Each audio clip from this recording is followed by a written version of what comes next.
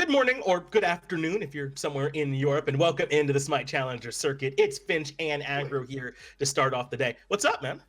Finch, it's good afternoon here where we are. It's 1 p.m. Is it really 1 p.m., dude? Yes, Who knows what time it is at any morning. point, anywhere, at any given moment in reality or existence. We're going into Trick Babushkas up against Bloogy and the Woogys here. Listen, when I leave my house, morning, I guess, it's always morning. You know? It is crazy.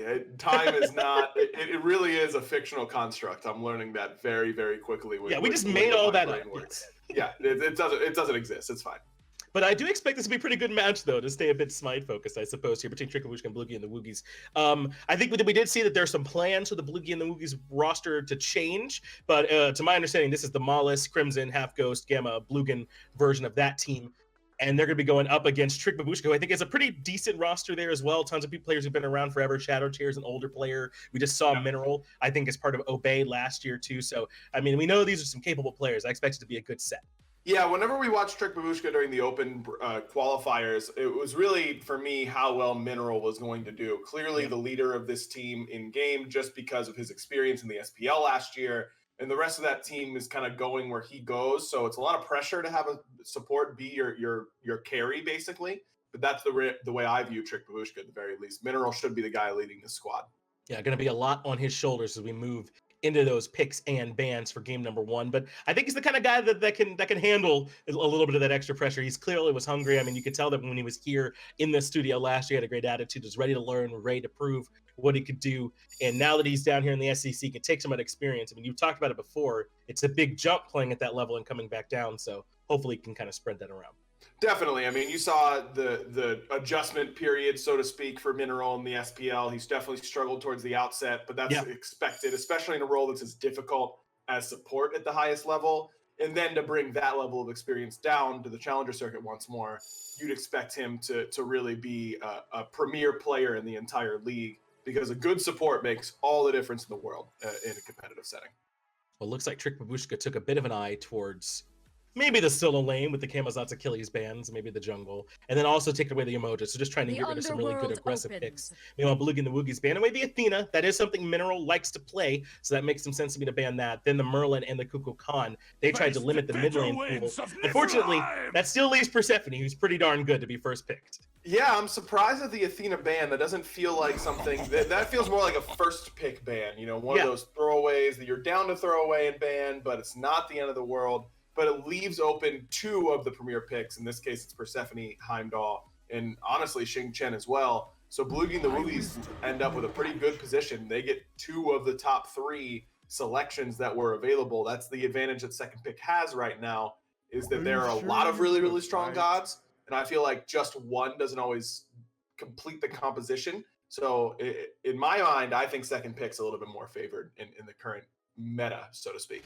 I think so, because there's just so many good picks to try and pick from. It can be hard in first pick to get enough value. I like Heimdallr and Xing, though. This gives them a lot of aggression. They're decent throughout multiple stages of the game. Heimdallr can have some decent poke early, even if he can be maybe a little bit bullied, but really does start to come online. And now they have this Chulainn and go over to the solo lane and have a really good time. Now I'm thinking that Trick Babushka might have to draft someone who could stand up to Chulainn in solo instead of some of those slower picks. You've seen some Guardians over there, some mages. I don't know if that's going to work against this guy.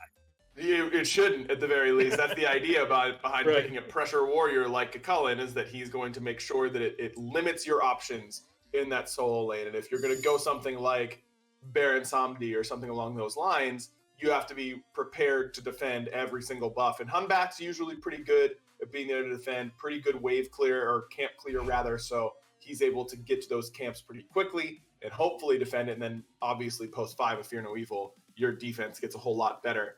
But I would prefer to see Trick Babushka just go with something a little bit more standard in that solo lane, a little bit more warrior-esque to try and combat that Chulainn. But with Osiris, King Arthur, and Achilles and Camazot's all banned, that's a lot of the pressure picks that are premier right now, kind of taken off the table. Wukong maybe is the next that comes to mind, but that doesn't particularly excite me either. Yeah, not me either. I think that Trick Babushka were right, though. Look at these bans to expect a sort of double hunter composition, but they just thought Blugin and the Woogys want to spread their damage out, so they banned some mage ADCs, but the joke was on them. They wanted the Jing Wei, so it ends up being the Heimdallr Jing Wei combination to give them a pretty strong double hunter composition here, and especially because Heimdallr can be kind of ability-based focus too, so it's a decent enough spread, I would say, between those two.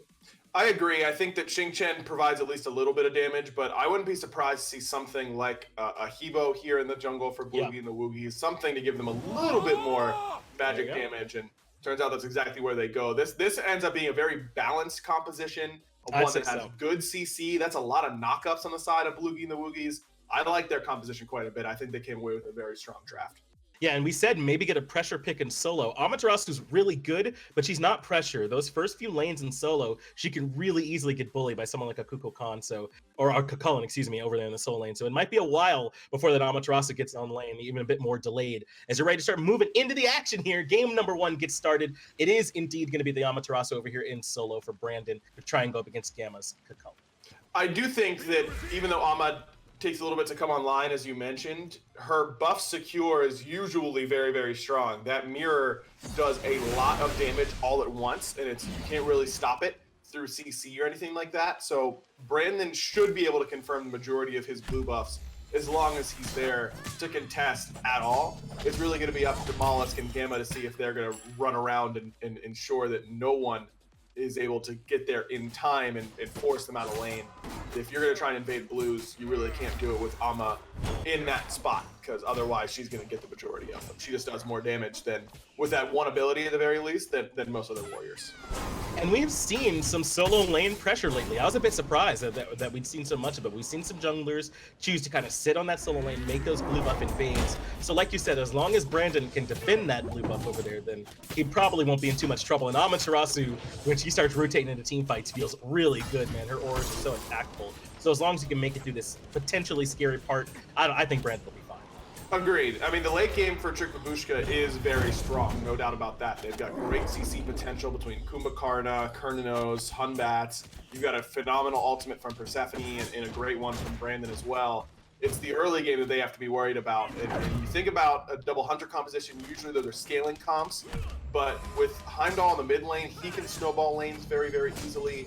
molluskk, if he gets off to a good start, can run around and just start one-shotting people with the Hebo. I think that Bloogie and the Woogies have a potential to take this one early. I think the early game is just outright better. Yeah. But if that happens, it'll almost certainly be around mid and solo side. That duo lane is the one that's going to take the longest time to come up. Yeah, they're not probably looking to expect this Jing to be the one that's going to. But she has been so strong lately, hasn't she? She's been so safe, able to build the crit so comfortably, and we've seen some different builds on her. That Atalanta's bow build out there has been floating around, but it doesn't look like that's going to be the plan here for Halfghost. That build starts the bow and skips out on the boots, goes right into Bloodforge after. Looks like he's already got the spike gauntlet, so maybe going a bit more traditional here for Halfghost. That build is something else, isn't it? I didn't get a chance to try it yesterday. I really wanted to get a chance to test it, but it totally slipped my mind. That's something that's on the docket during the downtime here with everything that's going on, is testing out that Atalanta's into Bloodforge. Then did he go Rage after that, I believe? Or maybe it was Xe in that slot. I got to go back and watch the VOD, but I think on Jing it makes more sense. Those AoE autos proccing all 3 parts of the Atalanta's bow passive right away makes a big difference in her extra mobility that she gets added on through dashing. I don't know, maybe you can make it work on some other hunters. I believe that Space did go that build on Ho Yi later on, didn't he? Or did he go with something else? Yes, he did build it on someone other than Jing Wei, yeah, for sure. So, yeah, could be something worth testing, but Halfghost going a little bit more traditional route. I'd expect him to go for the Bloodforge here. The Devourer's gauntlets have just fallen off in popularity. Players don't seem to want to take that time to stack it up, and they're valuing the power over the sustain. Bloodforge, more power, but less overall lifesteal. But it has a great passive that can give you some additional sustain and kind of make up for that lack of just raw percentage on that lifesteal. Just a perception sort of thing right now, but Bloodforge seems to be strictly better. I don't know that I think that the math necessarily adds out on that, but if your opponent's going Bloodforge and you aren't, and you're behind at all, then it makes that lane basically conceded interest instantly. So if one player goes it, the other one their hand is kind of forced.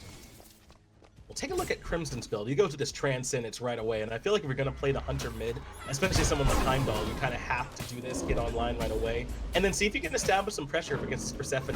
I don't know how particularly easy that is. Persephone can be a bit tough to push around there in lane. I know that you like the Hunter mid. How do you feel about this matchup and Hunter mid kind of just in general?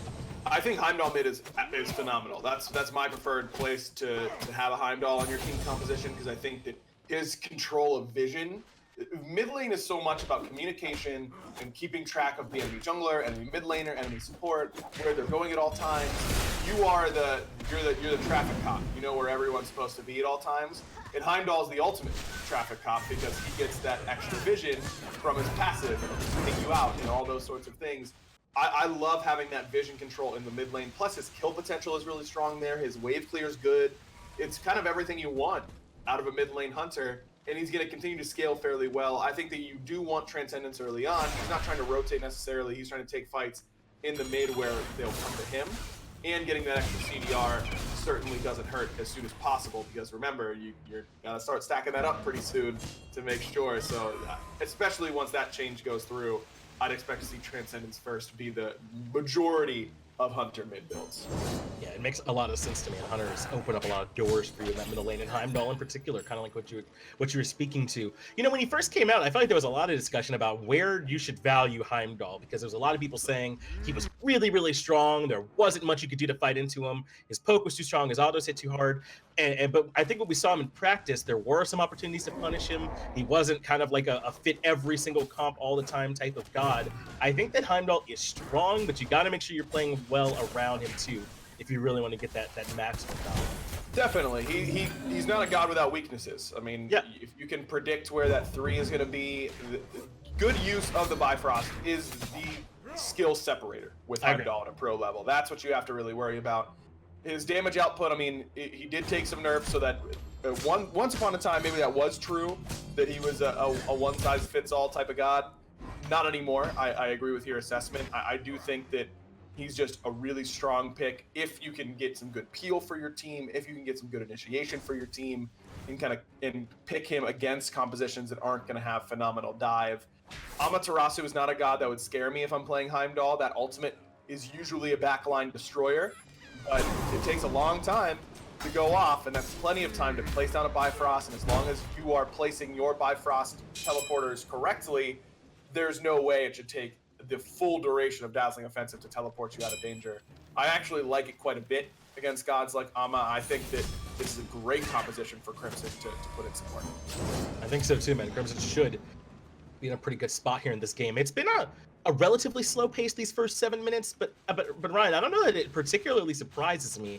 I feel like Habwa does want a little bit of time before he's ready to fight. I mean, I said it was slow, but that might change. Look at this rotation to solo lane, and Yuji could be the one that's caught out for it in a terrible position. He's going to try and get back to the tier 1 tower, but they've locked him down. Fear No Evil comes out, but that's first blood for Bloogie and the Woogys, and now they want Brandon as well. Knocked up there. Doesn't have the crushing wave, so Brandon is able to reposition, and Minerals here to try and slow this down, but beads are used to close the gap. That's a 2 for 0 to start things off. Not quite as clean as you would have liked it, but it still works as Crimson takes care of ShadowChair nearly by himself on the rotation in. Got the beads and the ultimate from ShadowChair, and that's the power of that Transcendence early on. Really good rotation there from Crimson, but it's just Brandon a little bit too far pushed up, takes a little bit too much poke damage towards the beginning of this, and then that kind of pulls Yuji over. And a good job by molluskk to mirror exactly where that rotation is going to be, knowing that Yuji's going to come in that way. Blugin's there first on the support rotation as well. Yep. That's an easy 2 kills for Bloogie and the Woogys. And we have this top-down view. I wonder if Yuji would have been better served once he realized how outflanked he was, just kind of dropping the ultimate right away. And I know that ends their kill potential, but it allows them to reset their positioning in the lane, which I think would have been huge. Again, I don't know how much information Yuji had there, and if he can make that assessment quickly enough. We've got all the information from looking at the top down, but the ultimate he ended up using just wasn't good enough, you know, at the tier 1 tower, obviously. He'd already died at that point. Especially as soon as Blugin's on top of you, with beads as the first pickup for Yuji, which I agree with. I think that you should be going beads on Hunt Bats early on, unless there's Athena, Naja, Fenrir is the enemy team. You know, you just insta-die for not having beads every time. Yeah. Without beads, though, you have to be very cognizant of where Blugin is. You can't allow him to get into melee range, because as soon as he does, even if you drop Fear No Evil, Blugin's going to react to that by casting his own ultimate, and that CC immunity for him and no CC immunity for you means that you're going to get picked up and tossed, and you're basically dead to rights as soon as that happens. So that's something that I think Yuji has to be a little bit more aware of. Even if he didn't get insta-killed by Gamma's Warcry, he would have been dead anyways to Blugin's ult. Just not a particularly good fight for him. Bloogie and the Woogys had the out-rotation there, and you love, right when you're talking about the game's slow pace, the action, starts to kick out. But I think that was the timing that made a bunch of sense for that action to start. I mean, had it not happened, I would have been saying exactly that. So a good rotation for Bloogie the Woogys, and it is a bit of a focus on solo, kind of as we thought might happen with that pressure advantage. Another one as they force out the dazzling offensive from Brandon early on, but that's left Mineral trapped in between three. A good push there to reposition, and that should be the death there for Mineral. No way for the Kumbhakarna to get out of that one. Another good rotation of solo. Looks like Babushka did get the blue buff at the very least, so they've got something going for them, but not exactly what you would like. Losing Mineral, the least impactful member to lose at this point in the game, so that's another good sign. Did have the ultimate, but didn't get a chance to fire it off to give himself CC immunity. I don't think it saves him. Instead, they're looking to see if they can maybe catch Brandon out one more time. Remember, there is no dazzling offensive, but he should be safe. So quick, man. I got to imagine he's put some points in the one here at this point, because he is zipping around the map, and they could not lock Brandon down. Yeah, a couple points in that one already, that aura. So not an easy target to catch at this point anymore. I mean, don't forget, Chulainn does have movement speed built in. Whenever he transforms, he gets an extra bit of movement speed, and usually that's enough for him to chase down any other solo laner. Ama not included. She's the asterisk right there because of Divine Presence. Brandon going with the pretty typical at this point Berserker Shield build for Amaterasu. You want to use those auto attacks consistently. Goes into the Ninja Tabi right afterwards. This helps his laning phase more. I do get a little bit worried that he's not going to get many auto attacks off come team fight time. Yeah. Maybe that extra little bit of power from Warrior Tabi may be enough at times to secure some kills. Scaling is pretty solid on Ama, so maybe that 20 power makes a difference in the late game, but seems like a pretty small margin. If this Ninja Tabi helps him stabilize this lane at all, it's worth the pickup. This is a big rotation over the left, though. 4 members on this side. They get the purple buff successfully, and they want to lock down DayToRemeber, but good peel there from Mineral allows him to escape. At the Kumbhakarna, again, dying for his team. In comes the Grasp of Death from ShadowChair, but I don't think that's good enough to save Mineral. molluskk gets the kill there. Yuji, though, drops Fear No Evil, trying to see if he can lock down Blugin, and they do. Yuji manages to make it a 1-for-1 trade and then jump. Man, so close to such a great fight for Blugin the Woogys, but Blugin just uses an ultimate that he doesn't need to use. That should have been communicated that they would have the damage to kill Mineral off that ult. If Blugin holds that ult, and then Yuji tries to jump in and use that Fear No Evil, all that happens is that Yuji ends up dying, not Blugin. So a bit of a misuse of that ultimate cost the Xing pretty heavily. Yeah, I would say that Blugin and the Woogys are drawing up the right plays, and then when they get onto the court, maybe executing them a little bit not quite cleanly. I mean, obviously they're still ahead, right? About 2,000 gold in their favor. They're up 4-1. But even in these fights, there have been some areas where they can clean it up a little bit. And some of these other really strong teams here in the SCC might be able to punish it for them. So just a little thing to keep in the back of their mind. But overall, this early game going well for Bloogie and the Woogys, almost exactly the way that we'd expect. It's been this right side of the map for them that's been dominant. And normally, this is when I feel like Amaterasu has kind of finally hit her stride. I don't know if that's going to be the case for Brandon. He is level 13 and feeling cozy, but that tier 1 tower is already down. He did actually end up beating Gamma to level 13, which is noteworthy that he's been able to find some amount of farm on that right-hand side. But the real concern for me is how dominant Crimson's been so far. He has really single-handedly taken people out of team fights, been really pushing his lead quite well. And this is where you expect the Hunters to just do more damage. I mean, he's got 3 full items. ShadowChair hasn't backed to start working on his 3rd, but I doubt that he's got his. In some trouble, the Fear No Evil drop, but it's molluskk, the one that gets caught inside it. ShadowChair gets the kill credit for that one. They'll break the cage and try and get who they can out of the fight. But that's much better. This is, I think, the first time Babushka were the aggressors to start the fight off, and it ends up working.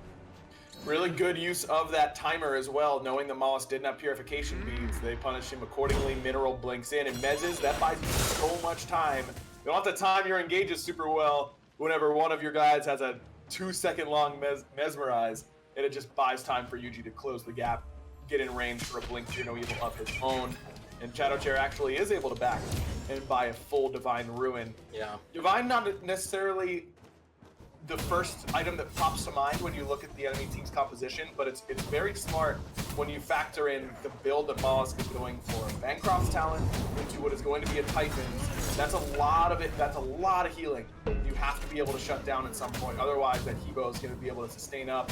This build will basically, you know, if mollusk's half HP, no anti-heal around him, one water cannon on a group of archers full heals him. you get so much healing because you're doing so much damage with your abilities.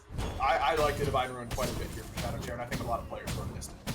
And I feel like Divine Ruin's kind of become the pickup for flat pen that we see often, even if there's just not a ton of healing over there. I mean, I think there's some other options. I feel like we see it a good bit from some of these mid mages, so I do like it here for ShadowChair in this spot, and I wonder if it'll just become more popular. We saw Blugin and the Woogys fight for vision control around the Gold Fury. I thought that might pull more of Trick Babushka in, but they had the read, they weren't starting it up. But now with Gamma on the left side, this fight has gotten a lot more serious. Brandon is the one that they've locked down. Don't get a ton of damage, and he's able to reposition, but look at this zone. The rest of Blugin and the Woogys have started up the objective, and DayToRemeber can't come in. He gets the dash. Wow. Interrupted, forced to use the beads too, and the Aegis. They're just gonna wait that out easy. Blugin gets the kill, and DayToRemeber's already out. Crimson played that perfectly. Auto cancels, CC chain, perfect. Mineral in some trouble too, stuck right in the middle, but what about Yuji? He's got Blugin sitting right on top of him and bringing him down to half HP. The rest of Blugin and the Woogys still control the Gold Fury pit, but Crimson's been locked down. He gets interrupted. That's a huge play from Mineral to try and stop him getting inside the actual Bifrost, but Aegis allows him to finally make it back out there. Crimson now trying to retreat from the fight, but he's being chased down by Brandon, who closes the gap and finds a critical kill. Man, such a great fight from Crimson, but didn't use the relics. It cost him. Gamma, though, finds a big knockup that interrupts the rest of what Trick Babushka are trying to do and allows your Blugin and the Woogys to reposition, get back in, and help. So this is still a good thing, I would say, for Trick Babushka. They stop the Gold Fury from going down and find a nice kill. Man, that play from Crimson right off the bat here, look at how he uses his auto chain. He actually throws his first two autos at the Gold Fury and then comes around the corner and hits DayToRemeber with the over-the-hand swing right there. 297, catches his dash with a knockup, CCs him perfectly, and allows Blugin to get the job done. Only problem after that was the relic usage. He got Mez right on top of his Bifrost crystal, so he was just waiting, thinking, okay, I'll be all right. Mineral finds a good initiation, epic uppercut if he's just going to stand there and hold that. Then he takes too much damage. The Bifrost crystal wasn't far enough to get Crimson out of there. Great start to the fight, but that's the problem with Heimdallr, is that if you get jumped on, you get found without using your relics properly, your Bifrost usage isn't perfect, you get killed pretty easily, and that's exactly what happened to Crim. Especially against someone like Amaterasu, who can be so good at chasing down those stragglers at times, all that extra movement speed. A good punish by Brandon. And just heads up to recognize how valuable Crimson is, taking him out of that fight in particular. But I think as this game goes on, this double Hunter composition is going to mean that just getting rid of Crimson or just Halfghost won't be enough to cut off some of their potential around their objectives. They're still going to have plenty of DPS. It looks like Blugin and the Woogys are looking to reposition around this Gold Fury one more time. This should be a pretty good opportunity for them. They're up about 2k gold. They just got the Typhon Spinning done for Hebo, so molluskk is going to be a lot stronger. Rage now completed for Halfghost as well. So this looks like a fight that should be pretty solid, but Crimson's relic should still be on cooldown at this point. So that's something that Yuji has to be very attentive to. Mineral should be looking for him. Brandon's going to have a tough time finding that dive, I think, with the way that the crystals work, but overall, Yuji or Mineral can really take Crimson out of this fight instantly. And it looks like this is a pause coming up here, so we're going to be working on getting us back into the action, see what ends up happening, if this ends up being a Gold Fury fight. But we talked about these compositions a bit. Do you feel like this is enough space that's been created here? We'll talk about it a bit later, as the Gold Fury fight is absolutely happening. They go right for Crimson, knowing that he doesn't have the relic. ShadowChair sends the ultimate in as well with the Grasp of Death, but that's the ultimate for Crimson, allowing him to reposition, and Yuji took a ton of poke. Fear No Evil's down, Grasp of Death, and the epic uppercut. Blugin and the Woogys in a good spot, and they want to try and lock down Brandon on the right-hand side, but they peel off of that. They just send Gamma to zone, and the rest of the group near gold. I mean, that should have been really good for Trick Babushka. No one puts Mineral in combat. That's something that has to be communicated. You've got to keep that Kumbhakarna in combat. Crim made a full duration Fear No Evil. He started a full the Grasp of Death as well. It didn't work.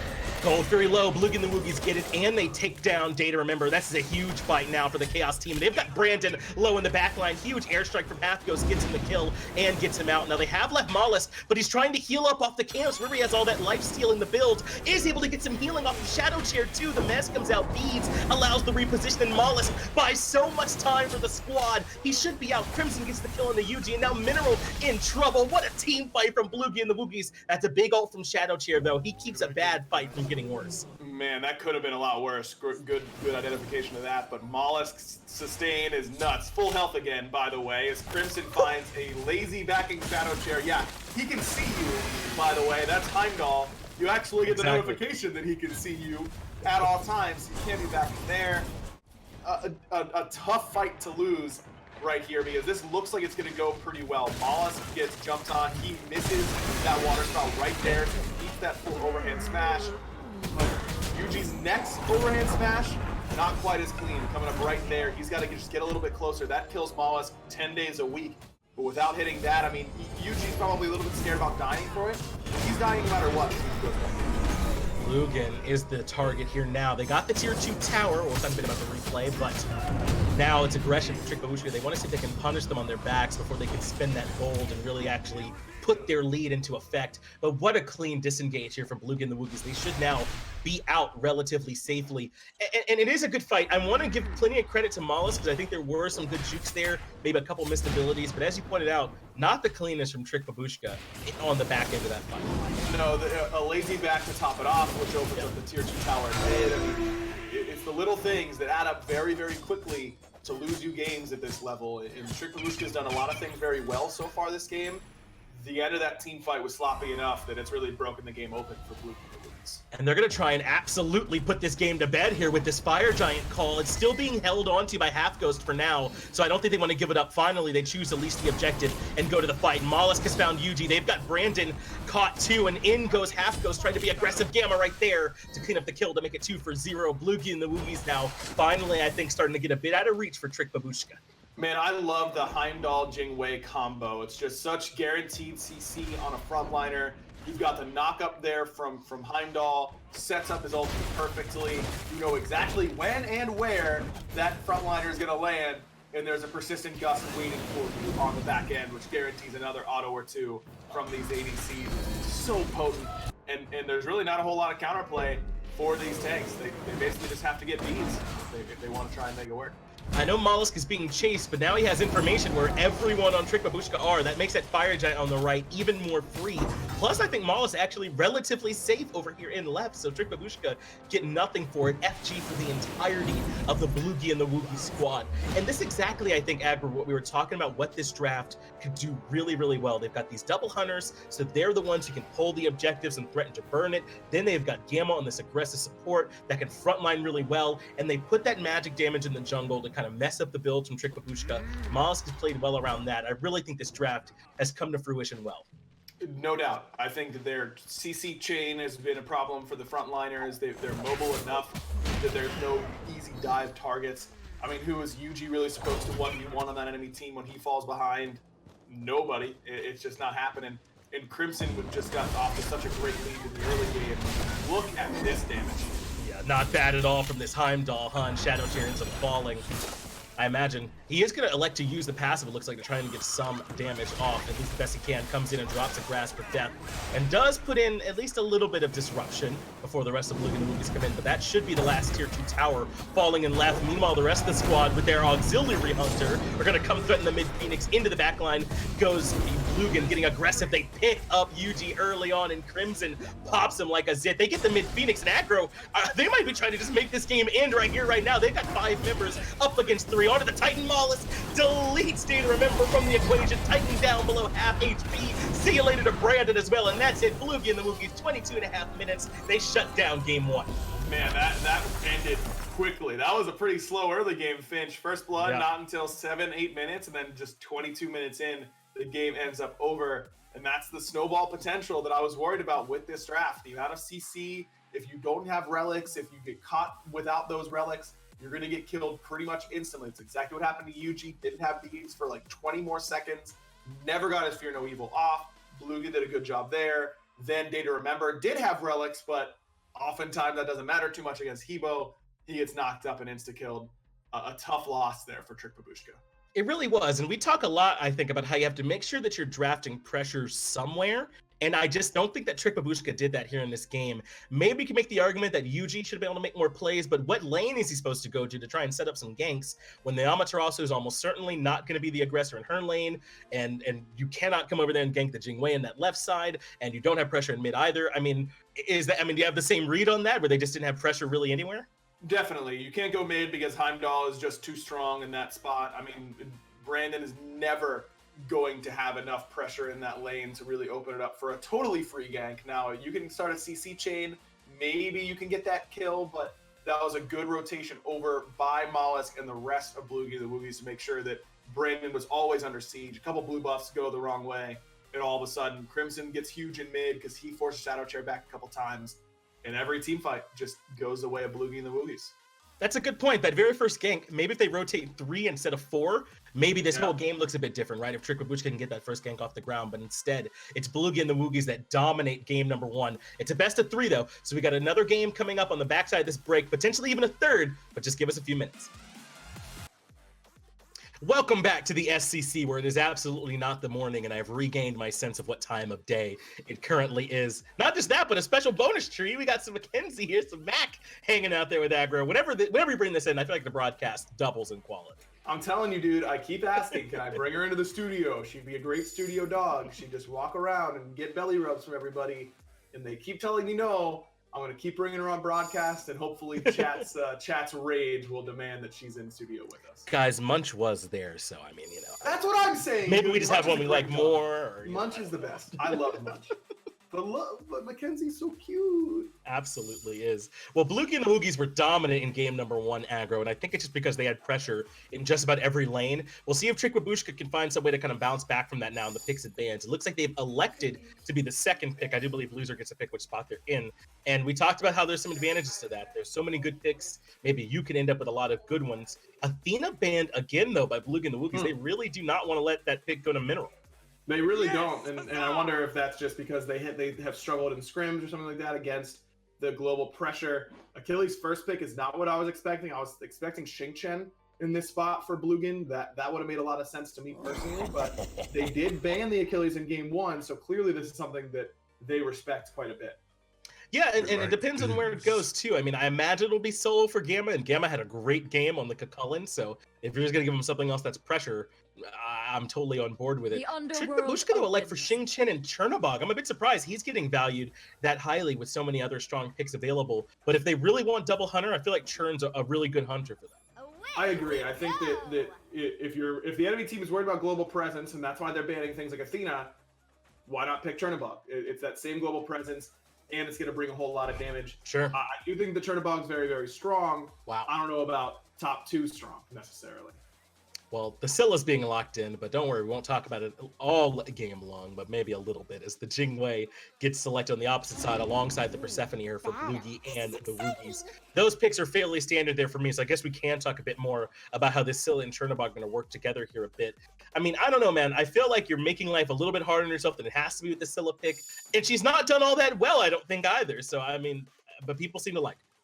I agree, but it does have really good setup with Xing. The combination there is very, very strong because that knock up into the root from Xing 2, then you root cripple them with Sikkim. Crush is basically going to kill them from that position. You pick up multiple frontliners with that Whirlwind of Rage and Steel. If you can land a multi-man Sikkim Crush on those frontliners, that's usually game winning. I understand the draw, for sure. It just takes a little bit of time to get there, and especially after the loss that Babushka had in game number 1.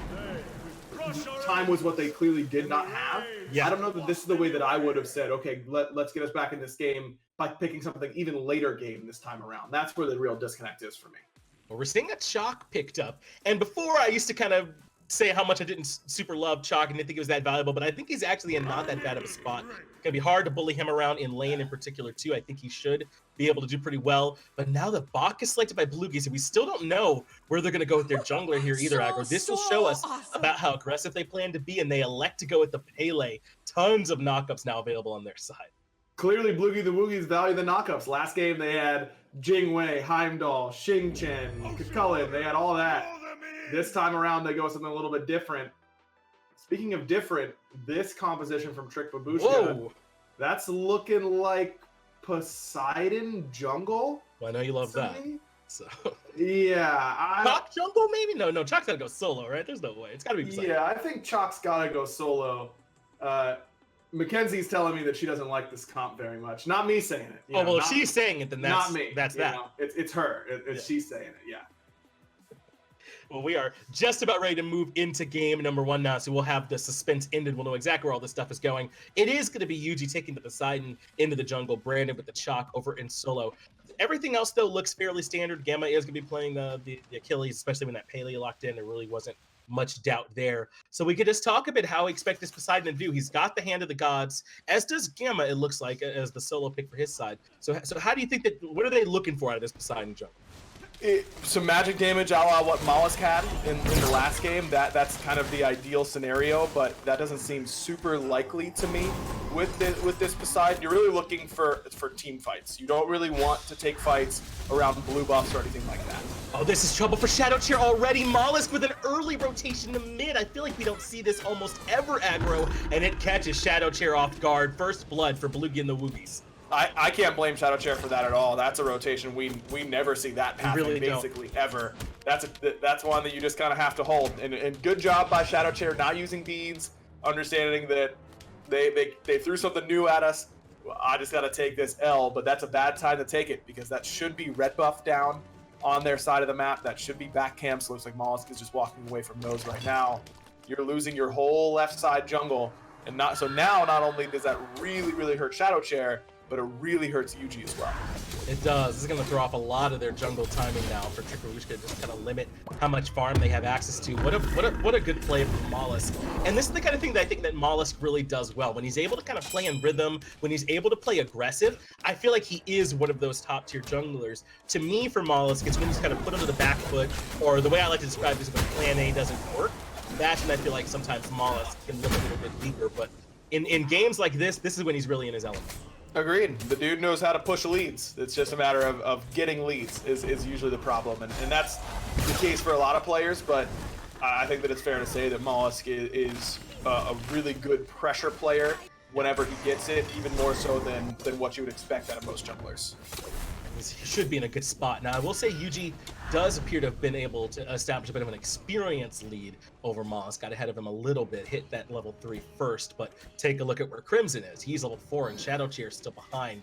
As they're aggressing on the purple buff, Yuji's on his way to this, and I don't know they recognize that he's here. He's biding his time to come in for the confirm. It looks like they were able to defend the actual buff itself. Now they're just on the full retreat, are Bloogy and the Woogys. And this is why molluskk is falling behind a little bit, because he spends too much time on that left-hand side. He took the Alpha Harpy over there when his back rights were up, his right side buffs were coming up. Doesn't back in time. I mean, there's the full jungle shrine there waiting for him. Those are, you get the lead by getting that first blood, you get a couple invades going, but I think keeping the ball rolling is pretty important. Would have liked to see molluskk just prioritize his farm at that moment instead of trying to make plays on that left-hand side where they were already set up for a pretty good position. All right, Aggro, you're our expert, but especially for mid lane. Talk to me about this Bancross first item for Crimson. I feel like this is another thing that we just don't have much enough and see. Do you like that here? As ShadowChair takes a ton of damage. Yeah, I guess it's going to work. Grasp of Death doesn't land, though. Needed the actual hit for that additional damage. Yeah, I do like it because Persephone, when she goes into her passive, is at 0 health. That's so true. You get full Bancroft's benefit from that moment. Now, you do reduce damage, but having an extra 100 power when you're in that passive helps mitigate some of that. I think that she does lack MP5 with this build, and MP5 is really important for Persephone. You can see Crim very low on mana right now, and it looks like a lot of the coups are not necessarily going their way. But the only thing that's really going to lack towards the middle of this build, that's really where you got to ask yourself if this is worth it, is how much CDR can Crimson get? At this point, you're either sacrificing the Chronos Pendant, which you love to get as Persephone because you want to be able to dash as often as possible, set up your automatically enhanced plants, or you're going to lack pen early on. If you can get far enough ahead, that lack of pen won't hurt you too much. So the idea for Crimson is to leverage this early pressure, get a little bit of extra lead, maybe be up 3 to 4 levels on the enemy support instead of 1 to 2, and then you can start to buy that Chronos Pendant and not worry about it too much. But as a general, broad scope question, I do like the Bancroft's talent on Persephone quite a bit. Well, and I think that they're playing to it, right? I mean, if you're gonna put Crimson on the Bancroft's talent, which you need to get ahead on, then also you should have molluskk rotate in and try and punish ShadowChair early, and that's exactly what they did. So I think that it's not just that the item works for them, but I think that they are adjusting their playstyle to fit for it, right? Because, I mean, you saw the way ShadowChair built last time. It was cooldown boots and Chronos pendant. So if they're going to kind of deviate from that somewhat standard build path, then they got to play like this. And I think they've done that so far to make it work for them. ShadowChair only just out over level 6, whereas Crimson had kind of been level 7. Especially if they can get this red buff invade to go their way. Blugin gonna try and secure it with Intoxicate, and he does. Doesn't look like Mineral's gonna be able to punish him for it either. Yeah, Blugin picks up Purification Beads on the Bacchus support, and I feel like we are sometimes seeing a bit more of these supports taking beads. There could be trouble. But Gamma rather, avoids getting hit by Yuji's ultimate, and that is enough for him to survive the gank. Brandon should be able to prevent him from getting this back off, though, with the pressure, and molluskk is lurking. I don't know if there's much turnaround potential, though. Gamma's too low to fight. Gamma must have been forced out of base, or forced back to base earlier than he wanted to, because he has boots 1 with that round shield, whereas Brandon was able to back him by the full glad shield, as you'd hope to do on the Chaac. There's one of Chaac's biggest problems, though, is that, okay, I'm casting my ultimate, watch out, you're going to get silenced in a little bit, and Gamma just immediately pops his ultimate to make sure that that doesn't happen, and he's able to get that CC immunity and dash out. Yuji, I think, has to be willing to play around that a little bit better. That could have been a kill for sure if he just holds on to his ultimate and lets Brandon walk in and tank up the first tower shot or 2 for him. He would have one-shot Gamma with that Kraken, no doubt. We talked about how molluskk might be a bit behind. He is the highest net worth in the game right now, so I think gold-wise he's doing all right. It just feels like the experience where he's a bit surprisingly behind. Yuji was level 6 ahead of molluskk here in that jungle. But he's still got plenty of time. He's been making plays here this game. I don't think that it's necessarily the end of the world or anything like that, but just based on the way that this game had gone earlier, I think you would have expected for molluskk to be in a bit more of a commanding lead than what we're seeing from him. At least right now, but can't really complain for it when the team is in a good spot like this. It looks like we do have a little bit of a pause happening here, Aggro. So you'll get a chance to hop on your soapbox here, I suppose. Yeah, I mean, Pele is one of those gods that you expect to get ahead kind of naturally because of her quickness through the jungle and her ability to clear quickly without expending a whole lot of mana.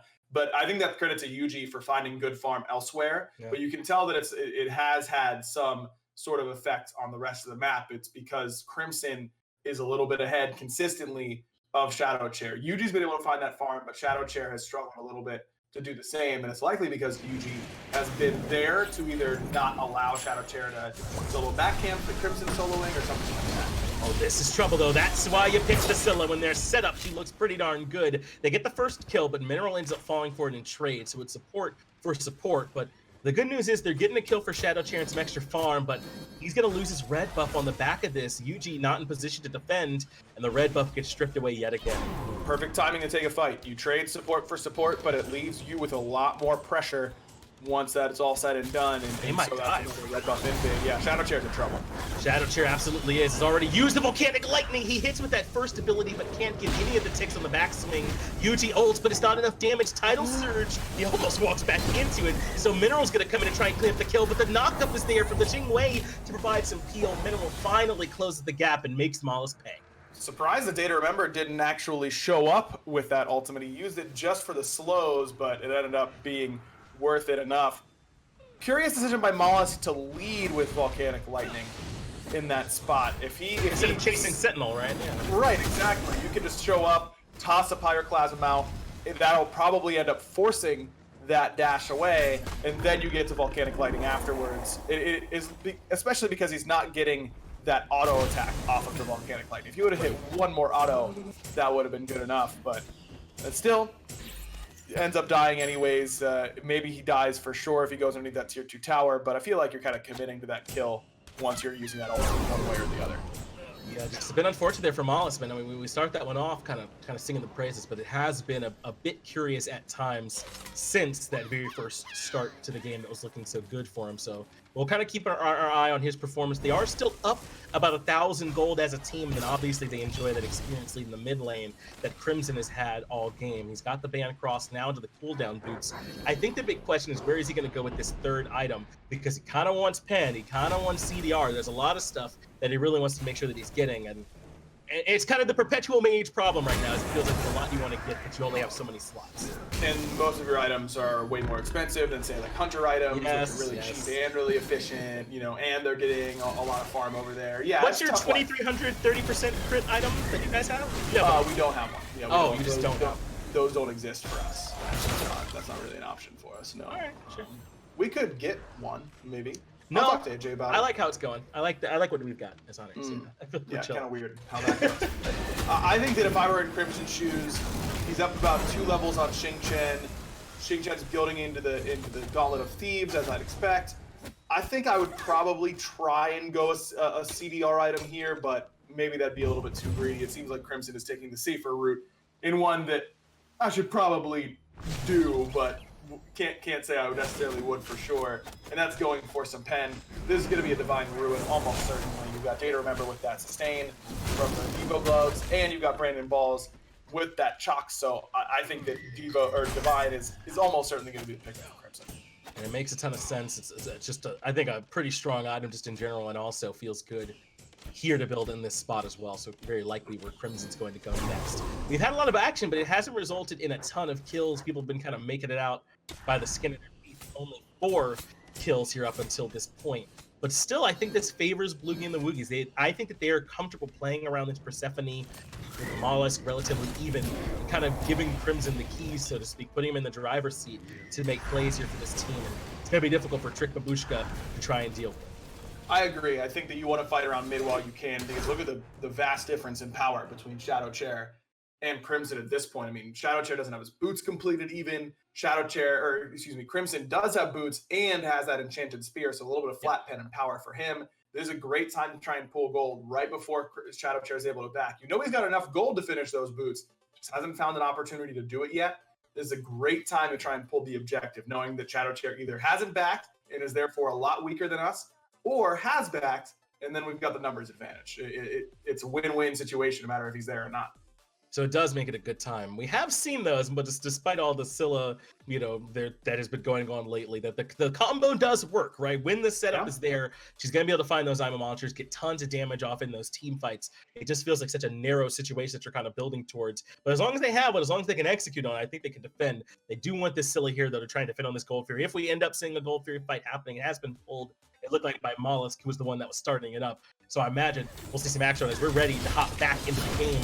It's been pulled down to half, but molluskk took a good amount of poke forward. Mineral's close and could steal, but doesn't get there in time. Blugin and the Woogies managed to burn the Gold Fury quickly, but can they escape? Blugin is the one being chased. But if they only lose this Bacchus for it, I think it's still worth. But I don't know if they recognize Brandon's coming on the backside. Beads means there's no backup, or knockup rather, and Blugin and the Woogies make it out. They even get the kill in the ShadowChair. That's huge, and great use of bees by Blugin, but molluskk may be overextended.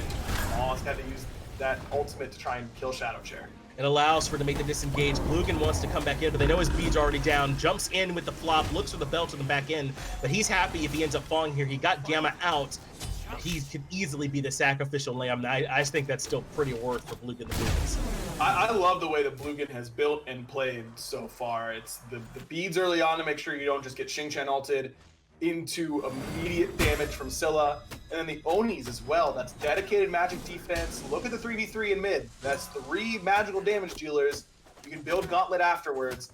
This is going to make it so tanky in that 3v3. Bacchus already the tankiest character in the entire game because of his Drunkometer, so you're going to add in even more damage mitigation to his already existing damage mitigation. That's why these Krakens have done very little so far. Yuji has no pen at all, ShadowChair has no pen at all, and that's just because of the point of the game we're in. It's not necessarily a build problem for either one of them. It's just reality so far.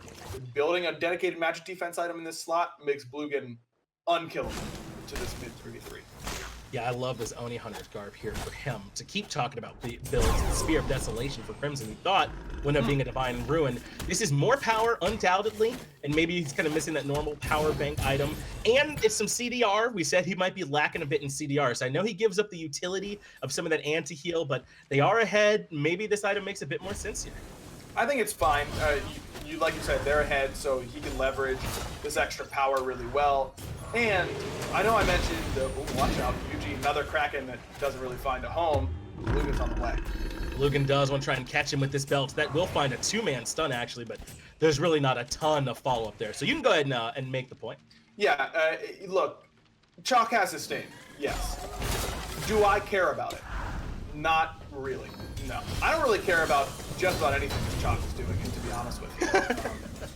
He's one of those warriors we talk about a lot with Wukong that you can kind of just walk away from a lot of the time. Chaac is that to the nth degree. You're getting dove as a backliner and you go, Chaac, not again. It's the fly that's annoying you in your room. You can afford to not build divine and just say, well, we'll kill him later. You know, we don't have to kill him off this first rotation of skills. We'll kill him later. Yeah, or just kill everybody else. Yuji gets caught by Gamma, who set up the trap. The whole team is here. He can't find the ultimate, but doesn't even need it. Essentially, a 3v1, he manages to turn it around and then gets some backup from Blugin, who comes in with the flop. What a play from Gamma. molluskk is in some trouble in the tier 1 over in right, but Brandon couldn't find the kill, and now he has to try and catch up to this Pele. A difficult task. Blink, but can't. But molluskk had a blink of his own to get back. What a play from him to make it out of there. But DayToRemeber's on his way with his ultimate, avoids getting hit by the root, so that means he's got to get it done with the autos. He has him, and molluskk gets punished. Yeah, that was close. molluskk knows that he can't really go underneath the tier 1 tower. That's where you usually try and hang out to avoid getting dove, but with Brandon there and healthy enough, especially with how much physical defense he has, that's not going to deter him too much. So good decision, I think, by molluskk to just try and run out straight. Just ends up being good coverage by DayToRemeber, but it's going to cost him his tier 1 tower. The global ultimates are strong, but there is a cost, and Halfghost is able to stick in lane and at least get something for Bloogy Woogys. Luckily, he gets the rotation from Mineral, too, because there's a chance he might even have lost this purple on the back of it. I know Halfghost was considering stepping in to grab that. So DayToRemeber does end up paying the price of that tier 1 tower, a little bit of safety on this left-hand side of the map as well. But I think slowing down molluskk a good bit is worth it, but I don't know, man. I think I might have gotten personally a bit debated by molluskk on this Pele. I don't know how much they're planning on relying on him being ahead, because it just hadn't happened yet. It feels like they're be playing around Gamma and Crimson and Blugin, who's had an excellent early game so far. Yeah, I think that Crim is the guy. I mean, you just ride Crimson to the finish line, man, because he is doing it all for you. Did it on the Heimdallr and do it again here. Gamma getting ganked in right. They do find the Kraken and the knockoff for plenty of damage. Gamma still has that ultimate. He's holding on to the Fatal Strike, but ShadowChair in trouble in mid too. Gamma gonna blink and just trying to run to the fight. I'm a Monster finds absolutely nada there in terms of damage, but it did allow ShadowChair to reposition. And Gamma might even be looking to try and come around the back of this tier 2 tower. Maybe he should just take an actual back and TP back in. Looks like that'll be the call, as most of Blugin the Woogys are out backing up. That runic shield huge, and decreasing Yuji's already fairly small power bank at this point. The itemization just isn't there for him. Needs pen or try and kill these mages or these frontliners or assassins. Frankly, I mean, just about anybody on the enemy team. This Poseidon jungle has not been particularly impressive so far. Oni Fury being started, but has been dropped. That's where Gamma's in a bit of trouble in the middle lane. Does find the stun that should allow for the reposition back towards that tier 1 tower. Look at the Woogys still have some presence on the left-hand side, but I think they've given up on the Oni Fury. Trick Babushka do show enough presence to slow them down. Yuji now getting the Karen's coin. We'll talk about the Poseidon jungle later, as it's Trick Babushka who started the Oni Fury. This could be a great call. I think Blugin the Woogys might have expected to just drop it.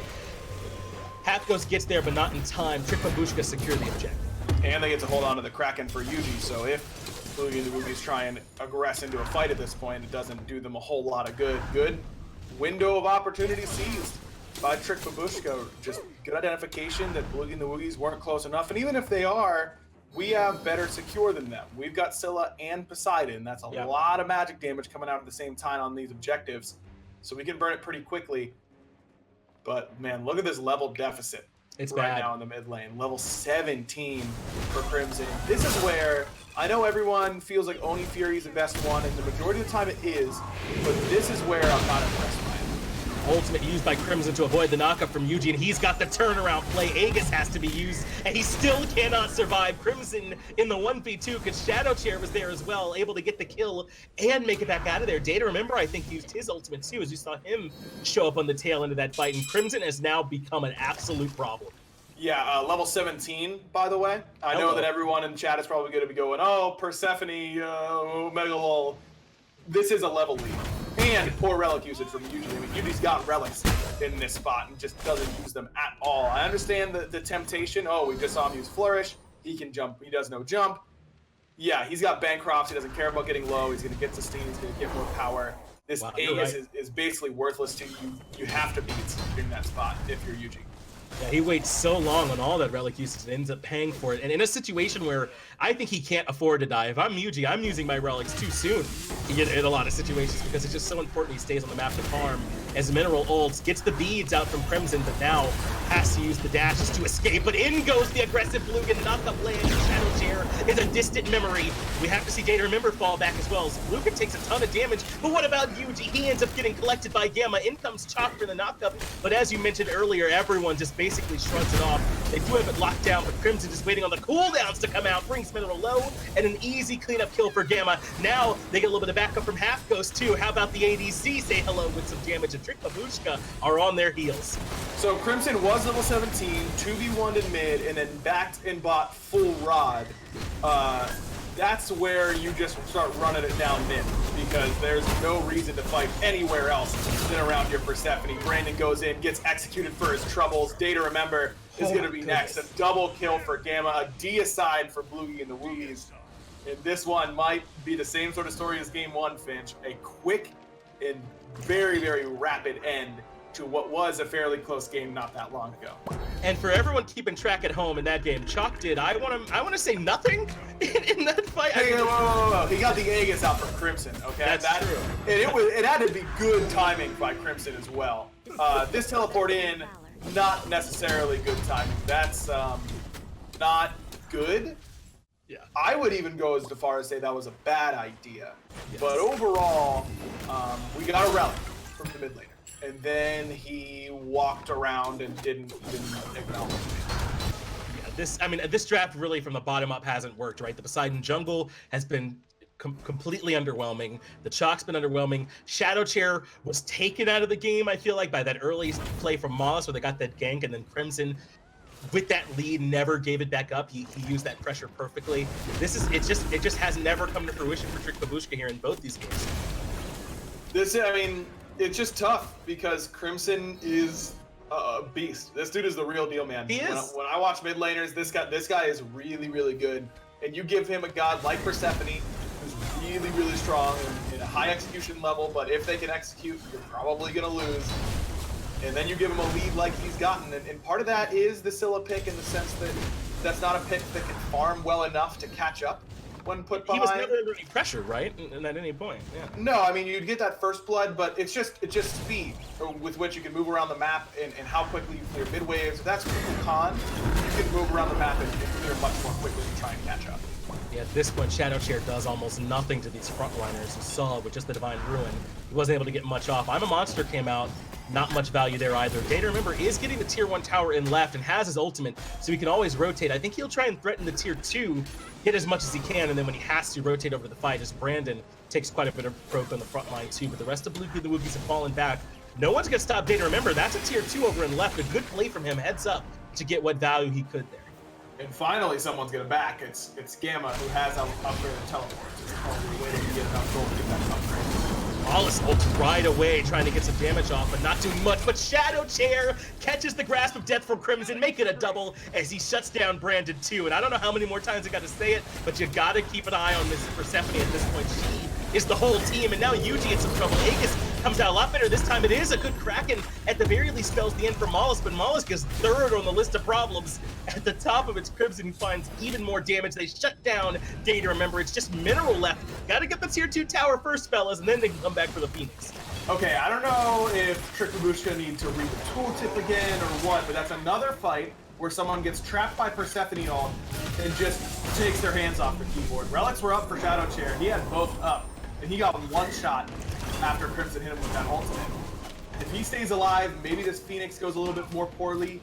Look at how low these health bars are. He could make a real difference here, but instead he's just now on the respawn. Well, they still have not actually gotten this right side Phoenix. I think Mineral did enough work to delay them, keep the minions out of Phoenix range for the most part as well, and they were not able to quite take down that right side Phoenix, but still a dominant fight for Blugin and the Woogys. I don't think they're feeling bad about how that went at all. Gamma not gonna be able to get his back off as Mineral continues to provide what value he can here in this game, but that was nasty from Blugin and the Woogys. And like you said, there has not been enough respect paid. I think I understand wanting to hold onto your relics, see what you can get away with, but it just hadn't worked here. I mean, the only thing that goes poorly here for Blugin and the Woogys that they shouldn't be feeling good about is the call afterwards. They get a tier 2 on right, and they try and siege the Phoenix. They don't have a wave. It's pretty difficult to do that because Mineral is able to distract them a little bit as well. And that should have been a Fire Giant for Blugin and the Woogys. Instead, they're left with a really big lead, just not enough to where you can say we can absolutely end the game right now. Well, I think the Fury was gotten by Trick Babushka, so they are the only ones that actually find an objective and all that. That's not true. Tier 2 tower went down from Bloogy Woogys, so they certainly got something, but one of those big neutral ones that you would consider happening on the map. The Fire Giant doesn't go down. And I do want to say, man, I think that UT does find a nice Kraken and all that too that helped out us on the tail end of that replay. There were some good things happening for Trick Babushka in that fight, but it was just overwhelmingly in favor of Now Fire Giant pulled, but Trick Babushka has everybody up. And the good news, Finch, is that ShadowChair has relics up. That's right, he didn't use them in that last fight. Fire Giant low and Trick Babushka on their way to try and contest. Blugin and the Woogys barely managed to secure it, but they've got some low health bars. This is a risky fight for them. Mineral does pull 2 members back, but where was the follow-up? That Kraken in the end ends up doing nothing. ShadowChair does manage to avoid getting executed. molluskk gets the kill though on the UG, and this Scylla really in some trouble as Gamma hunts her down, finds the kill, now unstoppable. He found 7 in a row. Brandon left at the back line trying to get Crimson, but he doesn't do enough to threaten her by himself. Meanwhile, on the front line, DayToRemeber is in some trouble. The rest of the team catches up, and molluskk finally has a really good team fight. I think he found 2 in that one. That's huge for molluskk, and now Brandon's going to get chased down by Gamma. No way he lets him back. This should be an easy right side Phoenix now for Blugin and the Woogys. Yeah, basically it's just Mineral to defend because Gamma has Brandon taken out of the equation. The rest of the team should be able to threaten the right side. They don't have molluskk here, so there's only 3 in right, but CC interrupts the teleport. That means Brandon won't be able to get that TP off in time. This right side Phoenix absolutely will fall. Now Brandon finally TPs to the tier 2 over in left, and will back from there to try and help. The right side Phoenix has already gone down. Grim takes up some Phoenix shots, a little bit unnecessary. Blugin could have gone in first, but that's all right. Don't need to be splitting hairs necessarily. But now taking another 2 shots. It's all to just get lower, Finch, so that his Bancrofts does more damage, so then he kills Mineral. Genius play. It really was just Galaxy Brain. They get the tier 2 in mid and the tier 2 in left, so now they can threaten the Phoenix in left or the Phoenix in mid, and they're still relatively healthy except for Crimson, who is getting topped up. Gamma goes right to the back line, as does Blugin. No one is inside the Phoenix range of Trick Babushka at all except for Brandon. He's way too late. The left side Phoenix comes down too. They burn it quickly. Grasp of Death hits for 784. UG drops the Kraken at his own feet for approximately no value, and Crimson is able to find 1 more. So is Gamma as he shuts down Brandon. This really just might be the game. It's only the back line that's left to try and defend here, Aggro. They've still got a 5-0 Persephone to worry about. DayToRemeber's got to go off here. I'm a Monster doesn't hit for ShadowChair, but that's a big Xing channel. Yeah, Mineral's done everything he can this game to try and keep this game alive. We're seeing shades of the past as Halfghost tries to stick around to get the win, but they can't do it. The Titan remains standing. Trick Babushka, really off the back of Mineral, almost by himself, keep this game alive. Huge by that Xing Chen. That does harken back to the open qualifiers for sure. What we saw at a Dinosaur with the Xing Chen. So this game not quite over yet. Functionally, it might be, but it will be soon. I mean, Blugin and the Woogys start talking about what they want for lunch after this, because all they've really got to do is march it down and take the fight on the Titan room. If you're on Trick Babushka, you just can't let them get in there, because now you've got to try and get to, all right, let's fight them before they even get close to our Titan room. Let's try and ward up our jungle pathing and make a guess on which side they're going to walk down, because we just have to be there in force and try and catch them before they can get set into our Titan room. Look at the player damage charts, fellas. I mean, it ain't everything, but it's certainly something if the still is all the way at the bottom. It's just not enough value. Yeah, you can't have your mid-mage be the lowest player damage of the game. You just can't. You're not going to win games like that, man. And I think this is an exceptional case. The Scylla did get punished early and never really had any pressure in that middle lane. But I don't know how many games have to go by where this happens to where we stop making excuses about it, right? It's such a narrow situation where the Scylla, I think, hits max value that you very rarely get there. I agree. I think that we pretty much all said our piece on it. Yes. They're better mates. Gamma's in some trouble though in the back line. Does manage to get out of there with a fatal strike and narrowly avoids the ultimate from Mineral, one of the few ones from him this game that have not been able to find any value. They forced the airstrike out from Halfghost defensively, but Crimson left on an island. That is a huge pick from Trick Babushka here this time to be able to find some damage, but molluskk is way in the back. Is he going to try and go for the end now? The backs are coming out. I think Trick Babushka have recognized that they'll be here to defend, but that means now the fight is split. Yuji left alone, and Blugin recognizes that, goes right to him. molluskk makes a big play. He doesn't actually really do much of anything. This is a big Kraken. Doesn't quite get the kill on the Gamma, though. He survives it. Gamma should just back and TP in. No reason to just stick around with this low a health bar. You've got fire waves coming in on the left, but it looks like Trick Babushka pushed the ones on right. This is where you talk about games that should be effectively over. The way that you can lose this now is Bloogy and the Woogys to reset this Titan and heal it up and let Trick Babushka get their Phoenixes up. This looks like an easy win, but they've got to do this. They've got to make sure they're executing perfectly here. They lock down DayToRemeber, get relics out from him, and bring him down low. Blugin's taking a ton of damage, but molluskk just goes right for the Titan dive, gets the kill on the DayToRemeber, and now he's threatening the in-game objective. No one's there to defend, and that's the game. Bloogy and the Woogys shut it down in 29 minutes to win the set 2-0. I mean, molluskk just keeps his eye on the prize in that moment, goes right for the ADC, and then finds himself conveniently alone near the Titan. I guess I'll just end the game. Yeah, maybe, you know. Tough. I mean, it's a tough game. molluskk gets off to that good start, really sets Crimson up. Yeah. Crimson had a phenomenal day on the Heimdallr and on the Persephone. This is a guy to watch as we get deeper in this Challenger circuit. But the drafting, I think, needs some work for Trick Babushka. This team composition is ambitious, to say the least. And there were a lot of solo laners banned out, but Brandon ends up on this Chaac, which never gets to do anything. I don't know, man. For the life of me, I'm not so sure what the idea was with this Poseidon in jungle from bigyuji. Usually when we see picks like this, you hope you get to see it in execution, but it never got there from Yuji. A lot of that stuff was off the mark for him. We've covered ShadowChair, I would say, enough. Mineral, I think, did have a good game on the Xing, but it just wasn't enough, man. I mean, they got outclassed here in this one, I think, from the picks and ban stage and on the execution in the battleground as well. Agreed. And Crim just looked unstoppable. 30k damage for him in that game. A really good showing from Gamma. I liked how well he played in that solo lane, and I think Blugin did the same. I think that both the frontliners for Bloogy and the Woogys were very potent so far today. They were, man. Bloogy and the Woogys looking good, as they are the ones that take that set one pretty commandingly, I would say, with both those first two games. It's going to be a quick break here, guys, though, but don't worry, we've got another game coming up. It's going to be locked and goated, going up against two Deanies after this.